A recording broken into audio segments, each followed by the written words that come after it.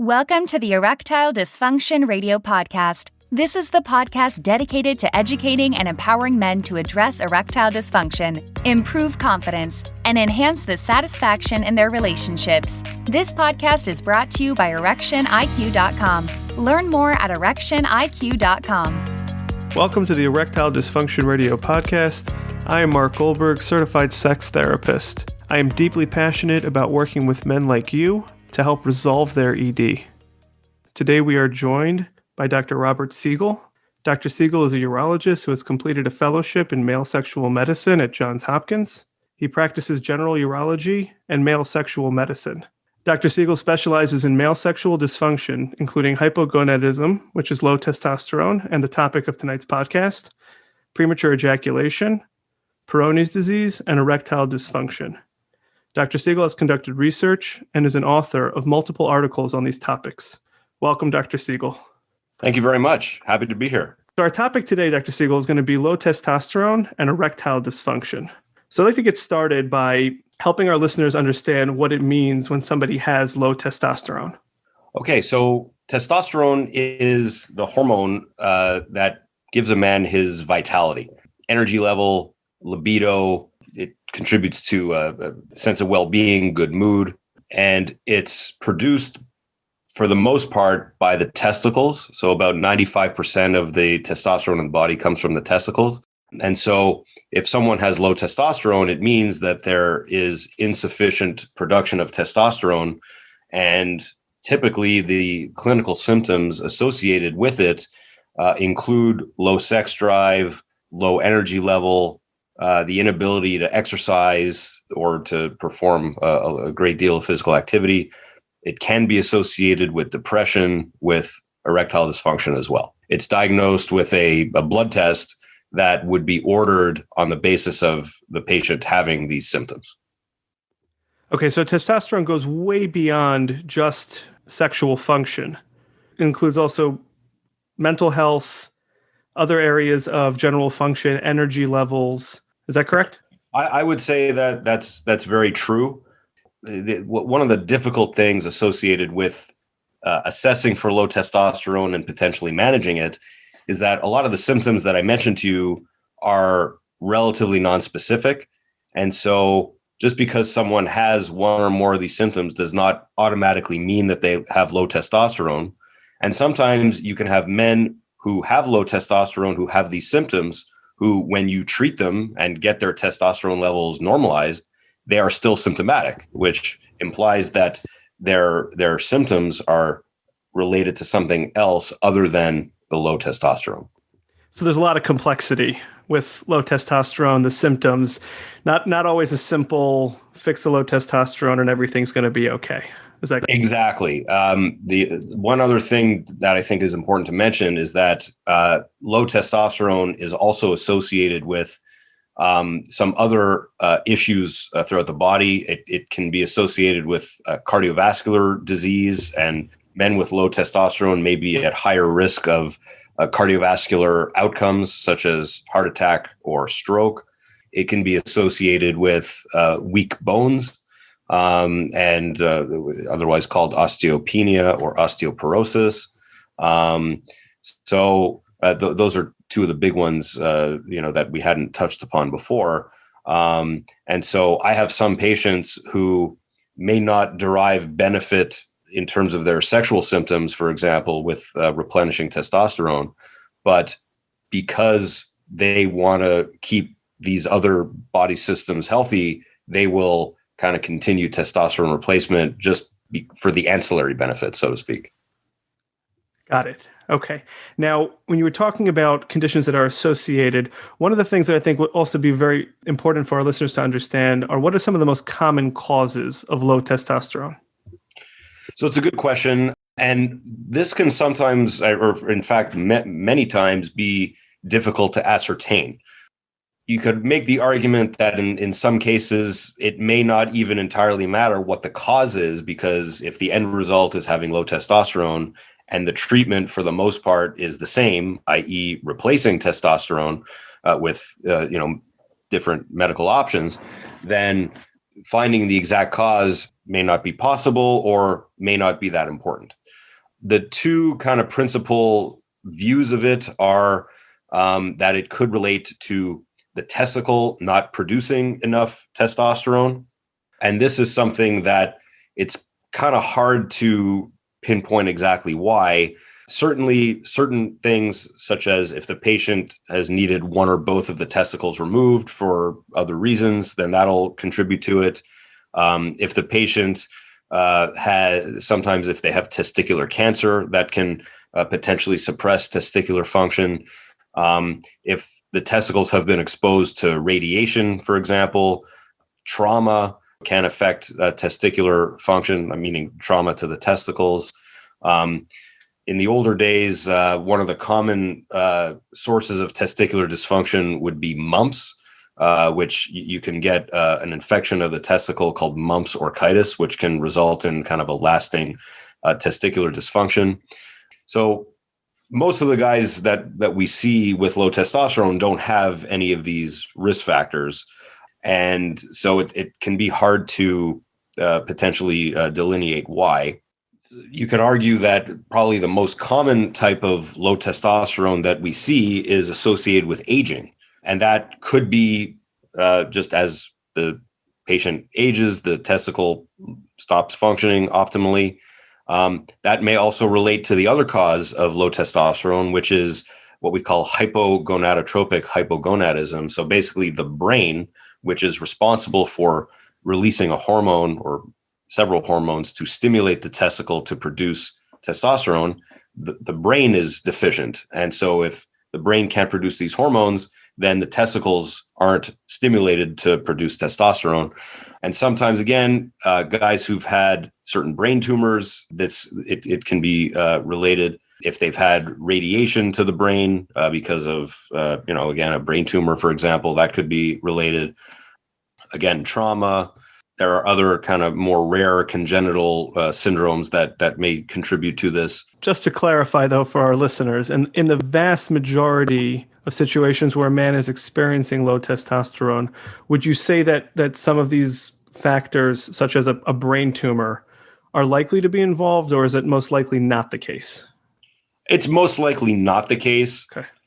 Whenever we interview a patient, we ask about some other symptoms that could be concerning. For example, do they have frequent headaches? Do they have changes in their vision? So those, affirmative answers may kind of lead us to think, okay, hey, maybe we need to get imaging of the brain to confirm that everything is normal. Or sometimes even we just look at the testosterone level. If the testosterone level is very low, that may indicate to us, okay, maybe we need to just make sure that the hormones that are produced by the brain are normal to help us delineate exactly the source.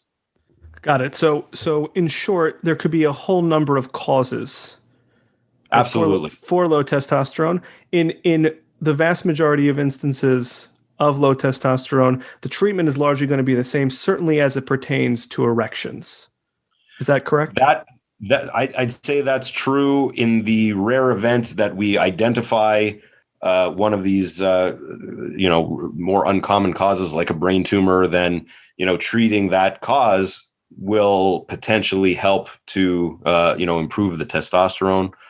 One other thing that I didn't mention, and this sometimes is poorly understood by the patient, obesity or increased fat mass can also result in low testosterone.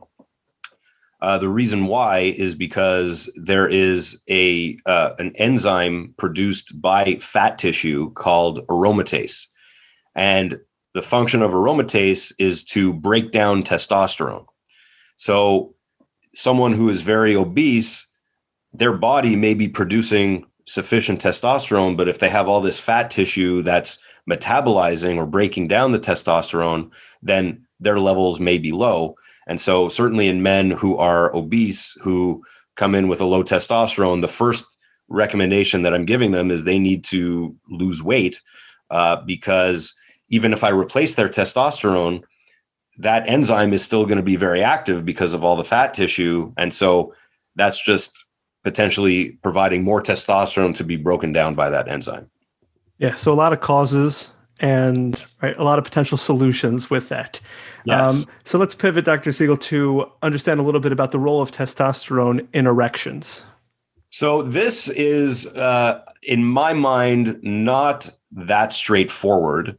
If you read any textbook on low testosterone, one of the main symptoms is erectile dysfunction, which I think is not untrue, but it's not mutually exclusive. So you can have men who have erectile dysfunction with normal testosterone. You can have men with low testosterone who do not have erectile dysfunction. And for those men who have both, the erectile dysfunction may not be a consequence of the low testosterone. It can be very complex. The way the erection works is it's increased blood flowing to the penis and the penis's ability to trap blood in the penis. So the blood flow allows you to get the erection. The trapping of the blood allows you to keep the erection or maintain the erection. And testosterone in itself does not substantially affect blood flow. So you have someone who's obese, who has diabetes, who has coronary artery disease, which are all risk factors for erectile dysfunction. You give them testosterone, that may help their other symptoms, like low sex drive, low energy, for example, but it may not improve the erections because they have other risk factors for erectile dysfunction. So just to clarify, the testosterone itself doesn't directly impact the blood flow. Is that correct? It can. And so again, it's complicated, and I'm sorry if I'm not committing to a definitive answer. But again, that's why they call it the art of medicine, right? There's no absolutes. So it is possible that if men have very low testosterone, you replace their testosterone, their erections do get better. But it's not necessarily guaranteed. Got it. And we can definitely appreciate the complexity, certainly when we talk a lot about the role of the brain, which adds a whole nother layer to the erection process. So how is low T or low testosterone treated? So we already talked about the lifestyle changes that would be important. So men who are overweight should lose weight. Men who drink a lot of alcohol, that may contribute to low testosterone. Having one or two drinks a day is probably not anything too concerning, but certainly if you're drinking 5 or more drinks a day, which would be considered, alcohol abuse or dependence, that's an important lifestyle modifier to consider. But if you make the diagnosis in someone who doesn't have any of these risk factors, who is symptomatic, you're then talking about testosterone replacement. There are different ways of doing it. We may come to this a little bit later, but one of the big side effects of testosterone replacement is that it can affect a man's fertility, meaning it can drop the sperm count. And so for men who wish to preserve their fertility, testosterone replacement may not be appropriate. So there are other treatments. There's, for example, an off-label treatment called clomiphene citrate, which is a category of medication called a selective estrogen receptor modulator that works by blocking the estrogen receptor. So it basically makes the brain think that there's less circulating estrogen. That ramps up the brain's production of hormones, which in turn stimulates the testicle to produce more testosterone. And then, hence the levels go up. For men in whom fertility is not a concern to be preserved, there are a variety of different ways of providing exogenous or outside testosterone that will increase the levels in the blood, but it's not a consequence of the increase in the body's production of testosterone. Got it. So either some of the treatments will stimulate the body, right, to try to produce naturally that testosterone, or the other line of treatment is to externally feed the body with testosterone to try to raise those levels. Is that correct? Yes. Okay. So I know you touched on this a little bit earlier, but I want to kind of clarify this just a little bit more. So when testosterone levels return to within that normal range, right, what is the expected impact on erections? So that depends. So again, if men don't have erectile dysfunction, in spite of having low testosterone, we wouldn't really expect it to change. I always counsel the patients that if they have concomitant erectile dysfunction with low testosterone, that my hope, my expectation would be that the erections would improve. But if it doesn't, not to fret, because there are dedicated treatments for erectile dysfunction that we can use at the same time. Okay, and I've worked with a number of men who have undergone treatment for low testosterone, and they've seen their levels improve, but they do continue to struggle with erections. Right? Is that common? I would say it is common. I see that a lot as well. And it again kind of alludes back to the comment that you made before about how the brain can, add a layer of complexity to managing this. So an erection, as I mentioned before, is blood flow to the penis and blood trapping in the penis. And so again, if one or both of those mechanisms are not working, then testosterone on its own may not be able to enhance the erection. On top of that, if men have other issues that can contribute to erectile dysfunction, what I would call and what you would call psychogenic erectile dysfunction, meaning their penis works, but they are anxious, they are depressed, that will potentially not resolve even though you're giving testosterone. Men who are tired and because they work two jobs and they don't sleep well, for example, they may not be able to get erections when the time is needed, even though their testosterone has been normalized. So there's a lot that goes into erectile dysfunction beyond simply low testosterone.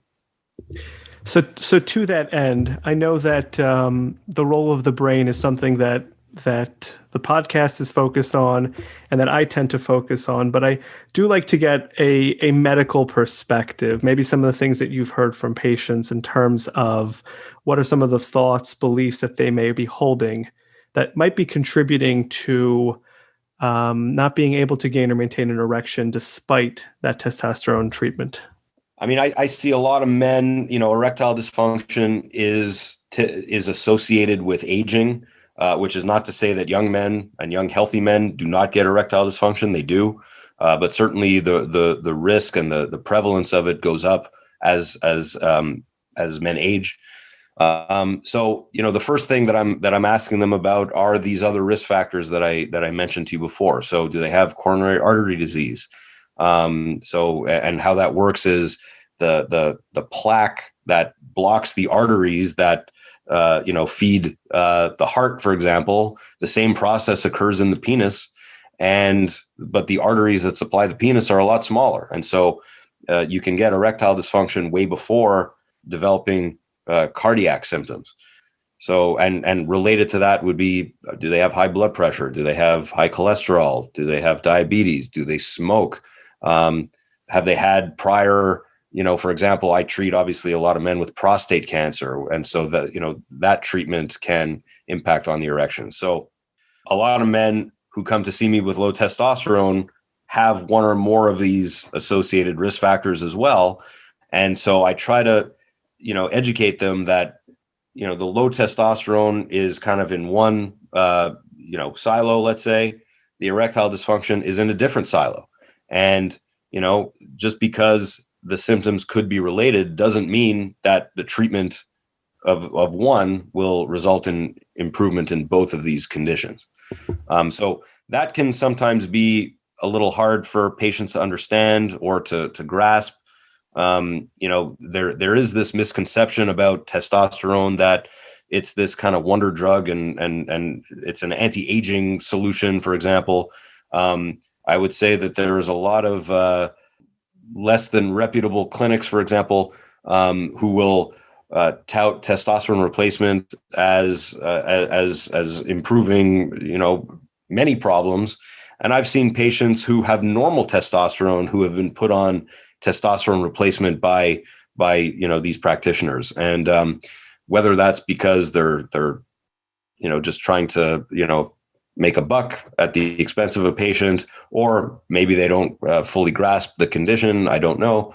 But that's certainly not appropriate. If you look at any kind of medical guideline relating to low testosterone, treatment would only be appropriate in men who are symptomatic, who have low testosterone. So men who have normal testosterone, studies actually show that they do not benefit from treatment. And certainly if the testosterone goes above what would be considered the normal range, that can also be dangerous for patients. And so, I think good clinicians kind of know when it's appropriate to treat and when it's not. And that can be difficult for patients to grasp sometimes, because they come in, they're feeling tired, they're feeling depressed, they have no sex drive, they have no energy. So it's hard for them to appreciate that, hey, their testosterone is normal, and thus giving them testosterone may not help them. It's easy if you diagnose them with low T and they have these symptoms. It's a most of the time an obvious solution, but for those men who are kind of looking for a quick fix, sometimes it's not there for them. And that makes complete sense. Now, do you see increased levels of anxiety, worry, concern? Do men bring factors that we know will impact the brain's ability to facilitate gaining and maintaining an erection? Do you see that in particular with men who have been diagnosed with low testosterone? I would say I definitely see it. I don't know if men who have low testosterone are at a greater likelihood of having, anxiety, for example, associated with their erectile dysfunction. I mean, a lot of men are perturbed by their ED, and that in itself is a cause for consternation or anxiety. That's when I'm sending them to you, because they can kind of get in their own heads, and it becomes a vicious cycle. They feel like, they have erectile dysfunction, so they worry about their next encounter. They know that, or they feel like they may be frustrated, and that kind of turns them off. So you can sometimes see guys who have a low libido, even though their testosterone is normal, just because they have erectile dysfunction. And so sometimes if you can improve the erections, their libido gets better, and it wasn't because they have low testosterone. Right. And that kind of speaks again to that complexity of the role of the brain, which I will continually come back to, because that is the focus of what I do. And I appreciate you having that viewpoint. So I assume that you see a decent amount of men who are experiencing erection problems and have low desire. How often does a man experiencing both of these symptoms actually have low testosterone? I'd say it's definitely, it's not uncommon, but again, it's not always. So I just mentioned guys who have low libido. It may relate to, anxiety. It may relate to depression. It may relate just to erectile dysfunction, but certainly low libido is a hallmark symptom of low testosterone. And so someone who comes in to see me, if they have erectile dysfunction, one of my first questions is going to relate to low libido. I don't, if someone comes to see me with ED, but they don't have any of the other low testosterone symptoms, I'm not always checking their testosterone. But if they have low libido, I am definitely going to check their testosterone, because if it's low, then my hope is that, by replacing their testosterone, that, one or both of those issues will be improved. Got it. So I want to make sure that I'm following and our listeners are following as well. So if a man has both erectile dysfunction and low libido, you would be looking definitely down to test those testosterone levels, right, to see where they are. But erectile dysfunction by itself, with a healthy, normal baseline libido for that patient, right, would not necessarily indicate a testosterone issue. Right, it may not be where you would start. Is that's correct? And I can only speak for my practice. There are other. I guarantee you, there are experts out there who, any man who comes in with erectile dysfunction, irrespective of their other symptoms, they are getting their testosterone checked. As I mentioned, low libido is not the only symptom. So if someone comes in with ED, their libido is normal, but they tell me, they're very tired all the time. They need to take naps in the afternoon. That would be a reason for me to check their testosterone, even though they may not have an issue with their libido. And that makes sense. And I think that's just a very helpful clarification for our listeners, and appreciate you mentioning that other people may practice a little bit differently, but your perspective is certainly important. As I mentioned at the beginning, one of the goals of this podcast is to empower men with good information, good education about the erection process so that they can seek out the best treatment possible. I really appreciate you joining us on the podcast. This has been extremely informative, and I have no doubt will be of extreme value to the people that are listening to our podcast. If men want to get in touch with you or your practice, is it okay if we go ahead and leave a link at the bottom of this podcast to get in touch? Yeah, by all means. I think that this is a great idea for a podcast. Men in general tend to not be very vocal about their symptoms.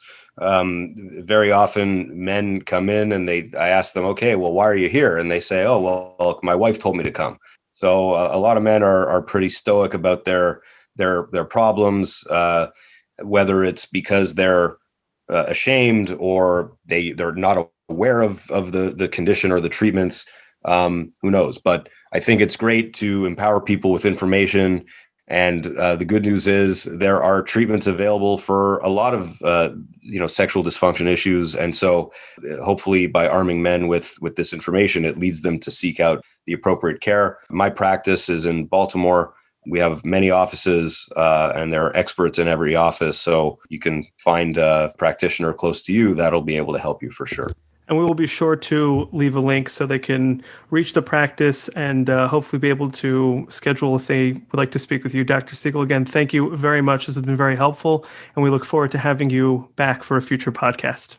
Thank you very much. I really appreciate the opportunity.